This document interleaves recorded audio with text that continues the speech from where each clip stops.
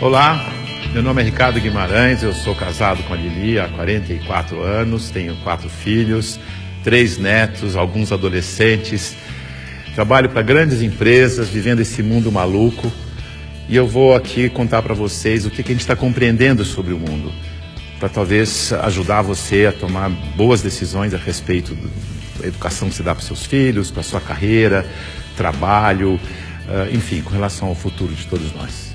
Olha isso aqui. Esse desenho, ele significa o que está acontecendo com o mundo. Parece um cardiograma, mas não é um cardiograma.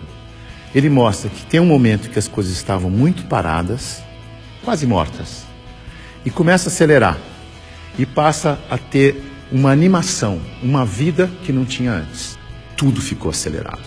Sabe por quê? Por causa da tecnologia de informação e comunicação. Nessa fase, tinha pouca gente no mundo, e a tecnologia de informação e comunicação era muito rudimentar e cara. Telefone fixo no lugar, imagina. Demorava muito para as coisas acontecerem. O cenário era estável, quase parado, lento, previsível, controlável, simples. Acontecia uma coisa de cada vez. Nessa fase, criamos instituições com hierarquias poderosas que controlavam o mundo. E nós nos sentíamos muito seguros, porque tudo permanecia igual por muito tempo.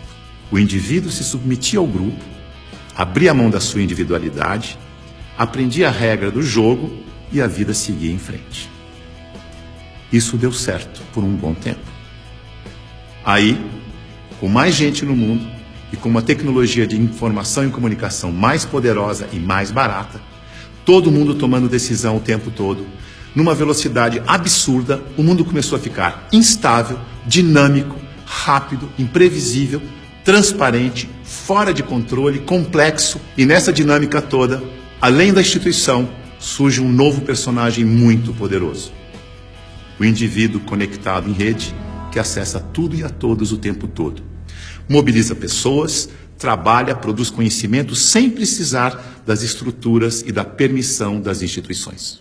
Aquelas instituições hierárquicas e controladoras estão tendo que aprender a lidar com esse novo cenário, com esse novo indivíduo mais conectado, mais livre, mais móvel, mais bem informado e crítico.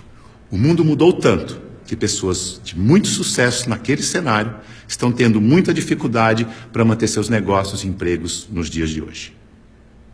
Eu vou contar a história de um executivo muito importante, de uma organização global, poderosa, que estava tendo problemas enormes, prejuízo, perdendo o mercado em todos os países em que tinha operação. Tinha brigas políticas internas entre departamentos, entre regiões, escândalos públicos, corrupção no financeiro e tudo acontecendo ao mesmo tempo, com toda essa transparência ao vivo e a cores do tempo real. Esse grande executivo viu aquele cenário e disse: eu não dou conta dessa complexidade, dessa velocidade, dessa transparência toda. Eu me demito. Aqui está ele. É o nosso querido Bento. O Bento foi sucedido por um outro executivo, que parece que foi feito sob encomenda para lidar com essa época de tanta inovação, onde o indivíduo tem que ser mais autônomo, mais senhor de si, não se submeter à instituição, mas, pelo contrário, liderar a instituição. Chico aceitou o desafio. Aqui está ele, de um jeito fácil de comparar e ver a diferença entre ele e o Bento. Veja que o Bento está arcado, submetendo ao protocolo e às regras da instituição. O Chico está mais senhor de si. Para ele ajudar a igreja, ele tinha que mudar a igreja. Para mudar a igreja, ele tinha que criticar e propor novas maneiras de fazer as coisas. Porque do jeito que deu certo no passado, não era o jeito que ia dar certo no novo cenário. E ele começou a criticar e a mudar tudo usando o discernimento, o bom senso e os seus valores, que são os mesmos da instituição. A cadeira, por exemplo, ele pediu uma cadeira mais simples, mais leve, mais prática, que ele mesmo pudesse carregar. A roupa, uma roupa que fosse fácil de vestir, leve, simples e confortável. O discurso, ele não queria que alguém escrevesse o discurso para ele. Ele mesmo ia fazer o discurso com as palavras dele. E para ele estar sempre atualizado e poder falar à vontade, ele não ia ficar isolado no Palácio do Vaticano, num quarto de 300 metros quadrados. Escolheu morar no Palácio Santa Marta, num quarto de 30 metros quadrados, junto com os outros 400 padres e bispos que viajavam pelo mundo, e ele ia almoçar com esses padres e bispos para poder conversar, trocar ideias e saber o que estava acontecendo no mundo. Mandou tirar o vidro do Papa Móvel para poder falar com o povo. Mudou a política de investimentos do Vaticano para ficar de acordo com as crenças da Igreja. Isto é, investir em empresas que prezam os valores cristãos, porque se a política de investimento não estiver de acordo com as crenças da Igreja, como é que ele ia ter credibilidade quando ele fosse vender a fé da sua Igreja? Veja que ele está colocando em prática o seu discernimento para mudar tudo na instituição, da cadeira aos investimentos. Ele busca simplicidade, praticidade, economia, agilidade, leveza e consistência. O Chico é um bom exemplo de sucesso neste novo cenário. A mudança é tão grande que os historiadores dizem que está terminando a sociedade industrial e está começando a sociedade do conhecimento, a sociedade em rede, a sociedade do indivíduo conectado em rede. É uma época de transição e nós estamos aqui, exatamente no meio dessa transição. Veja o que está acontecendo. Neste ambiente estático, estável, a boa empresa funcionava como um relógio, uma engrenagem sem vida, isolada do ambiente, tic-tac, tic-tac, tic-tac, onde o empregado era uma peça da engrenagem. O futuro era igual ao passado. Na medida em que o ambiente foi ficando mais mutante, mais veloz, novidade a toda hora, imprevisível, a empresa tem que se atualizar, aprender e evoluir o tempo todo para não desaparecer. Não é mais conservar, mas é adaptar-se, aprender, evoluir. Não pode ser um relógio que se repete eternamente igual, mas um sistema vivo, aberto, interativo, que aprende e evolui sem parar. E as pessoas não podem ser peças de engrenagem que se repetem sem pensar. Tem que ser células vivas, sensíveis, críticas, interativas, que trocam ideias, sugerem soluções, como o Chico. A boa notícia é que a gente sabe gerenciar muito bem os sistemas vivos. Sabe por quê? Porque nós somos sistemas vivos. Somos feitos de sistemas. Sistema respiratório, sistema endócrino, sistema ósseo, sistema digestivo. Sistema é um conjunto de elementos que trabalham de forma interdependente com um propósito comum. Como o nosso corpo.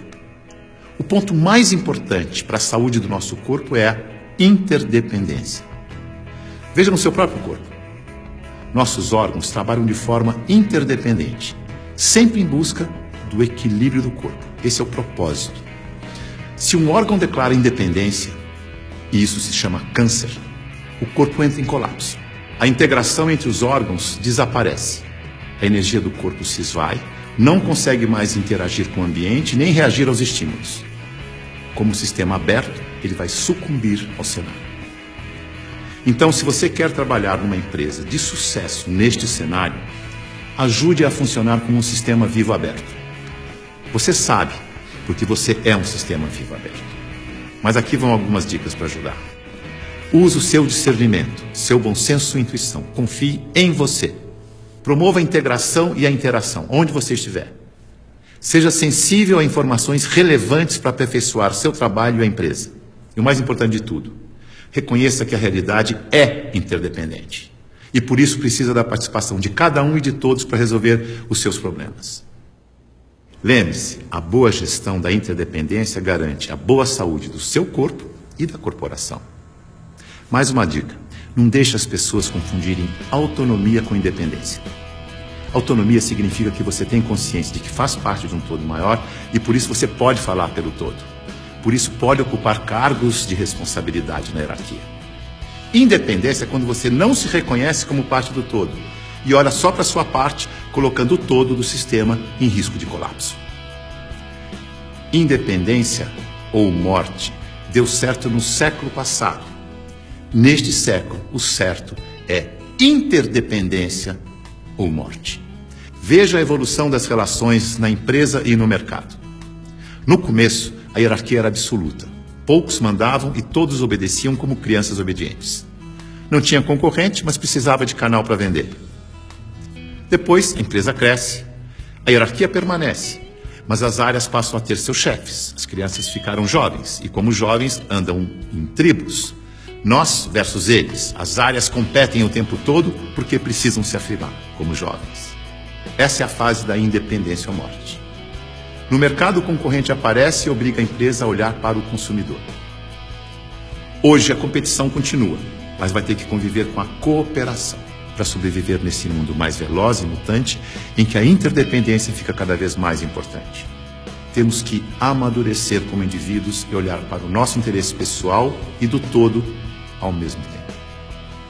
O Papa Chico, quando falou do meio ambiente na sua encíclica, ele não falou com os cristãos apenas.